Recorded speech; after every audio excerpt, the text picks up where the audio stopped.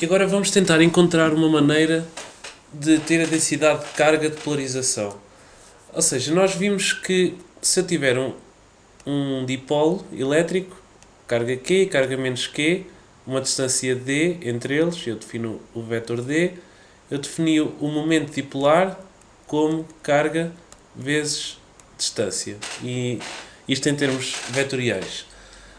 E também encontrei quanto é que era o potencial elétrico num dado ponto P muito afastado do meu dipolo. O potencial era dado por P interno com o gradiente de 1 sobre R a dividir por 4π epsilon 0. Ok. E com isto é o resumo dos dois vídeos anteriores que não são necessários para a compreensão dos dielétricos. Então, agora, com este potencial, que é o potencial visto numa distância, isto é a distância R1 à carga 1, R2 à carga menos Q, e eu defini a distância R com uma distância média, que está a uma distância D sobre 2. E não nos vamos esquecer que esta distância é muito grande. Isto é apenas em aproximação destas distâncias muito grandes. O que é no fundo uma polarização? Eu posso ter um meio, por exemplo, um meio com ar ou um meio com hidrogênio. Vamos fazer com o hidrogênio, que é mais fácil. O hidrogênio é um próton e um eletrão. O eletrão a rodar em torno do próton. E pode fazer uma trajetória circular. No fundo, quanticamente não é bem isto que se passa, mas vamos considerar que ainda estamos numa teoria não completamente quântica, que eu vou chamar semiclássica. É um eletrão em torno de um próton. E o que é que acontece se eu aplicar um campo elétrico exterior? Se eu aplicar um campo elétrico exterior no meu meio, o meu átomo de hidrogênio, vou ter o próton, que é muito pesado, logo não se mexe muito, e o eletrão, que é muito mais leve a fazer uma órbita que está a ser puxada por esse campo elétrico. Então pode fazer algo deste género. Se nós virmos isto ao fim de muitos ciclos e vemos que se ele estiver a andar muito rápido e eu não o estiver a ver, posso definir um momento dipolar que está aqui intrínseco. Um momento dipolar P. P com esta distância D. Isto é a distância entre os dois. Isto é apenas uma média, apenas uma intuição, porque rigorosamente não é exatamente isto que acontece. Mas existe uma polarização deste género. E nós estamos a polarizar o meio com uma polarização que eu vou chamar polarização por deformação. Estou a deformar um pouco a trajetória do meu átomo. Estou a mudar um pouco como é que o átomo se comporta. Mas existem outros tipos de polarização. Por exemplo, uma outra forma de polarização.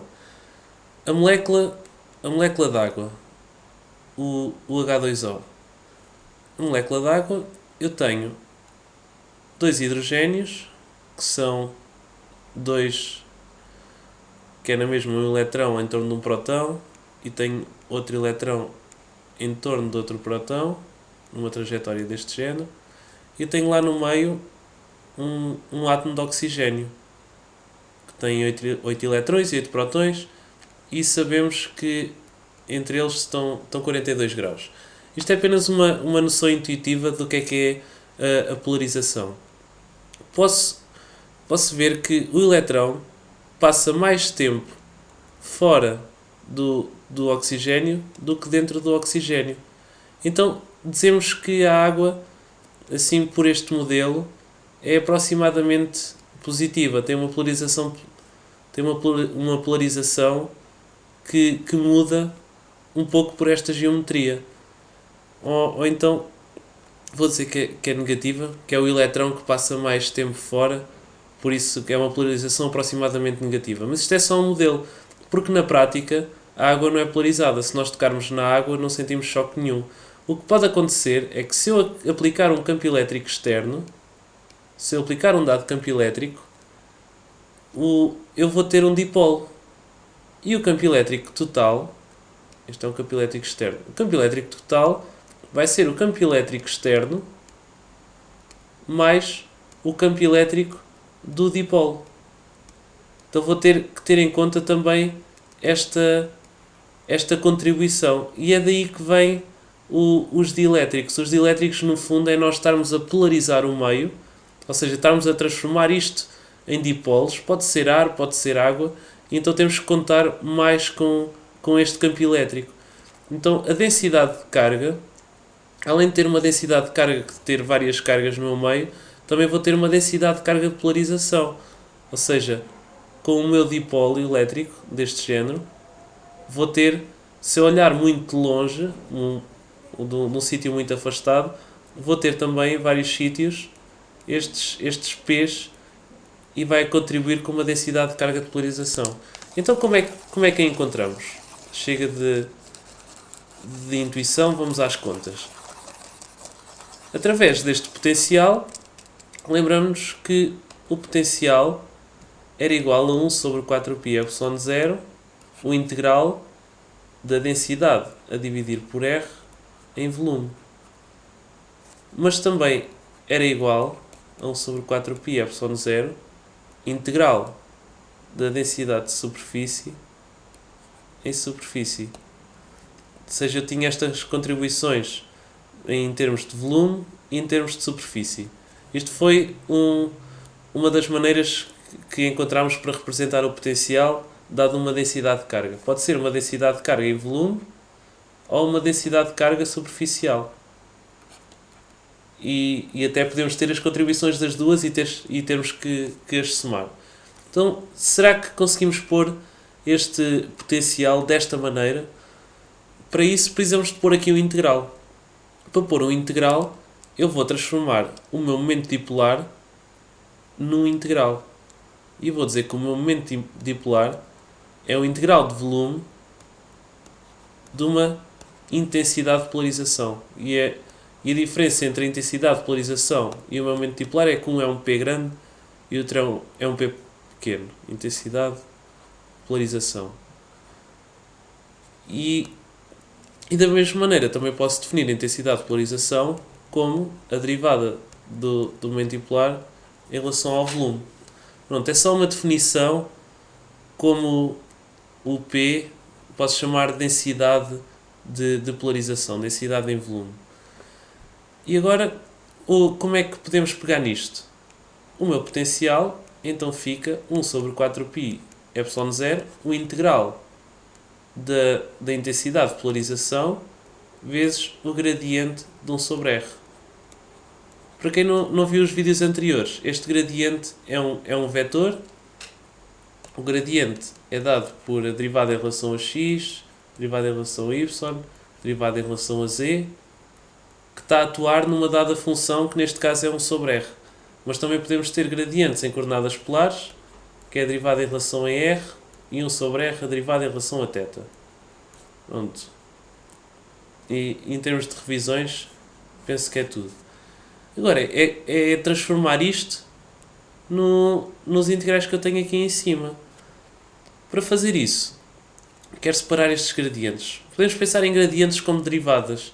Se eu fizer a derivada de um produto, ou seja, a derivada de P vezes 1 sobre R, isto vai ser a derivada do primeiro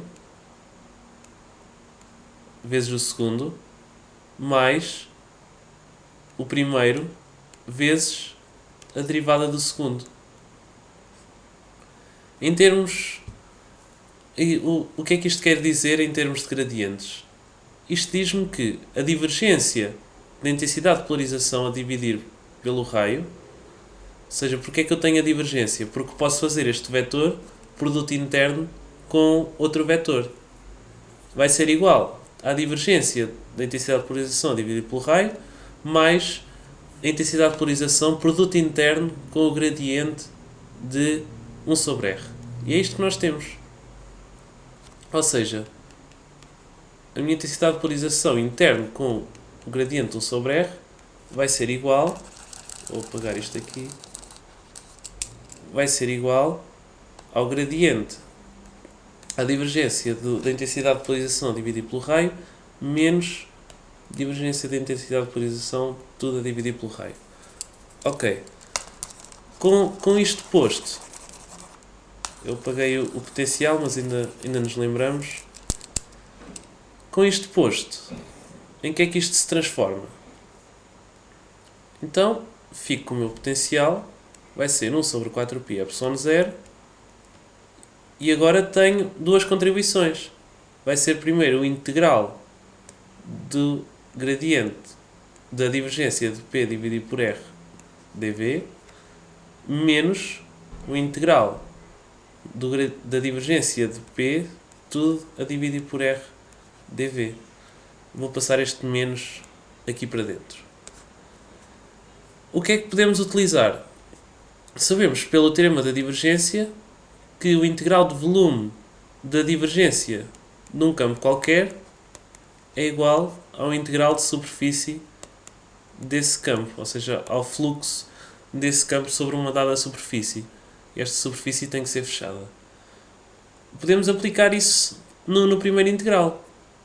Ficamos com o potencial no ponto P é igual a 1 sobre 4π epsilon 0, o integral de superfície de P interno com a normal ds, mais 1 sobre 4π epsilon 0, o integral de menos divergência do P a dividir por R dV. E agora isto já tem o aspecto que nós queríamos. Então o que é que vai ser a densidade de carga de polarização em volume? Vai ser a intensidade de polarização interna com a normal, que eu chamo rolinha, que é de polarização. E o que é que vai ser a densidade de carga superficial? Vai ser menos divergência do P. Eu também chamo densidade de carga superficial de polarização. Então os resultados que nós obtivemos foi, sabendo o momento dipolar, conseguimos saber a intensidade de polarização. Normalmente também não é preciso, é mais um artifício para fazer as contas nos testes e nos exames. E vemos que a densidade de carga de polarização em volume é igual à intensidade de polarização interna com a normal. E a densidade de carga superficial de polarização é igual a menos a divergência da intensidade de polarização. São dois resultados que parecem um bocado abstratos, mas podemos usar em vários cálculos mais complicados, ou podemos até aplicar o nosso modelo eletrostático ao ar e calcular, por exemplo, a densidade de carga de polarização do ar com um campo elétrico externo e coisas desse género.